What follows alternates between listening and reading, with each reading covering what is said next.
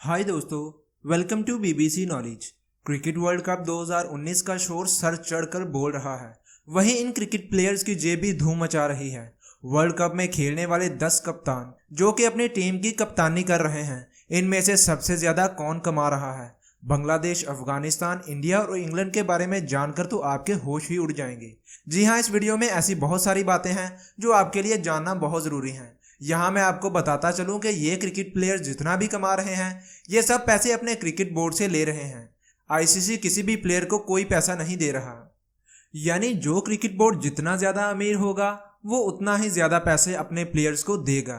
तो दोस्तों, सबसे पहले बात करते हैं वर्ल्ड कप की मेज़बानी करने वाले मुल्क इंग्लैंड के कप्तान की, जिनका नाम है इयान मॉर्गन, जो कि अपनी अलग क्रिकेट की वजह से काफ़ी मशहूर हैं। इयान मॉर्गन अपने क्रिकेट बोर्ड से तकरीबन 9 लाख बरतानवी पाउंड कमाते हैं, जो कि पाकिस्तानी रुपयों में 17 करोड़ 73 लाख रुपए बनते हैं, जिनको अगर महीने की इनकम में कन्वर्ट किया जाए तो इयान मॉर्गन महीने के 1 करोड़ 77 लाख रुपए कमाते हैं।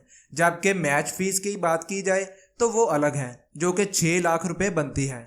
जबकि अगर ये मैच जीतते हैं तो यही 6 लाख जीतने की वजह से 9 लाख में बदल जाते हैं। दूसरे नंबर पर बात करते हैं साउथ अफ्रीका के कप्तान डुप्लेसिस के बारे में। ये अपने क्रिकेट बोर्ड से साल के कमाते हैं तकरीबन 6.5 करोड़ रुपए, जिनको अगर महीने में बदला जाए तो ये 50 लाख महीने के बनते हैं। जबकि इनकी मैच फीस 2 लाख रुपए के आसपास बनती है। तीसरे नंबर पर बात करते हैं श्रीलंका के कप्तान की। ये साल के 4 करोड़ रुपए कमाते हैं, जो कि महीने के 33 लाख रुपए के आसपास बनते हैं। जबकि इनको कोई भी मैच फीस नहीं दी जाती, जबकि मैच जीतने पर इनको 1 लाख रुपए के करीब करीब दे दिए जाते हैं।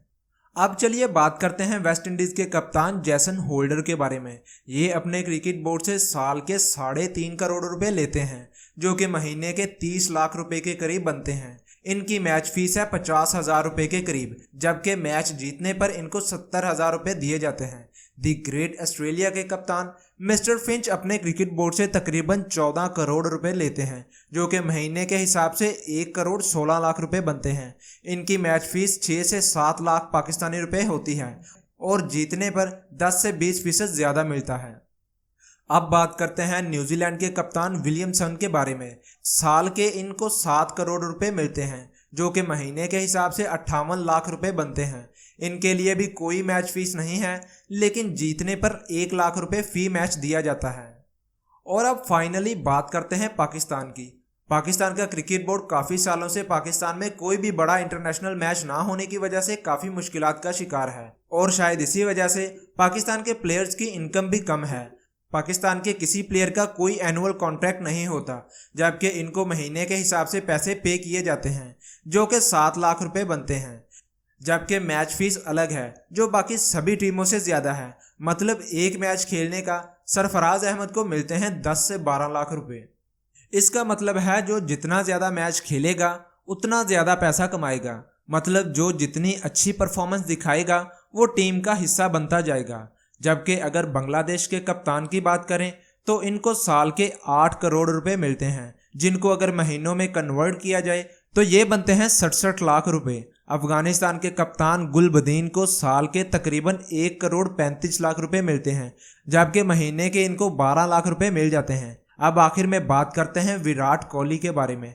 विराट कोहली को साल के इंडियन क्रिकेट बोर्ड से तकरीबन 14 से 15 करोड़ रुपए मिलते हैं, जो कि महीने का 1 करोड़ 16 लाख रुपए बनते हैं। इनको पर मैच फीस से तकरीबन 12 लाख रुपए मिलते हैं, और मैच जीतने पर यही 12 लाख 15 से 18 लाख रुपए में बदल जाते हैं। तो दोस्तों, इनमें से सबसे ज़्यादा शॉकिंग सैलरी आपको कौन सी लगी, कमेंट सेक्शन में मुझे ज़रूर बताइएगा। मिलता हूँ आपसे अगली किसी ऐसी ही अच्छी वीडियो के साथ। तब तक के लिए मुझे इजाज़त दें। अल्लाह हाफिज़।